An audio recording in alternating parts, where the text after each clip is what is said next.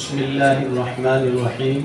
میں سمجھتا ہوں کہ خدام ملت کے ذمہ داران، عاشقان رسول کے ذمہ داران سبھی بہت ہی مبارکباد کے مستحق ہیں۔ اس بات کو وہ لوگ محسوس کرتے ہیں جن کے لڑکے یا لڑکیاں گھر میں جوان ہو چکے ہیں۔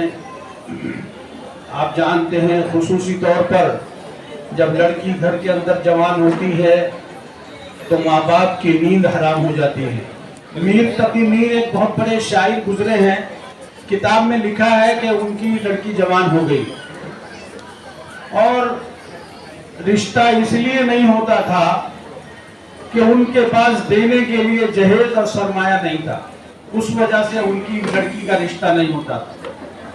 کافی رشتے آتے لیکن رشتوں کے ساتھ ایک ڈیمانڈ بھی آ جاتی، ایک لسٹ بھی آ جاتی، ایک فہرست بھی آ جاتی کہ یہ چیزیں ہم کو چاہیے، ہمارے پاس لڑکا ہے تو پھر ہم لڑکی کے ساتھ نکاح کریں گے، لیکن نہیں ہوتا تھا۔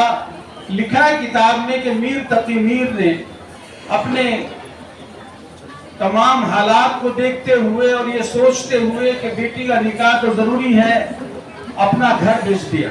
میں آپ کو بتا رہا تھا انہوں نے اپنا گھر بیچ دیا اس لیے کہ ان کو اپنی لڑکی کو جہیز دینا تھا، لڑکی کا نکاح کرنا تھا۔ یہی حال ہمارے سامنے ہے۔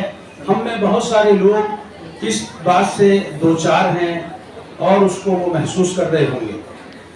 گھر بیچ دیا اور لڑکی کا نکاح کر دیا، لڑکی رخصت ہو گئی۔ یہ میں مختصر میں 1 منٹ میں اپنی بات کو پوری کر رہا ہوں۔ اور جب وہ رخصت ہو گئی لڑکی، پہلی ہی رات تھی کہ رات ہی میں اس بچی کا انتقال ہو گیا۔ جب اس بچی کو معلوم پڑا کہ میرا باپ ہے، تنہا ہے اور اس کے پاس کوئی سرمایہ نہیں ہے، کوئی سامان نہیں ہے اور صرف ایک گھر تھا، وہ گھر بھی اس نے میری شادی کے لیے، میرے ہاتھ پیلے کرنے کے لیے، مجھے اپنے گھر سے رخصت کرنے کے لیے، میرا نکاح کرنے کے لیے وہی گھر بیچ دیا، تو اس لڑکی کو ایسا صدمہ پہنچا کہ اس لڑکی کا انتقال رات میں ہی ہو گیا۔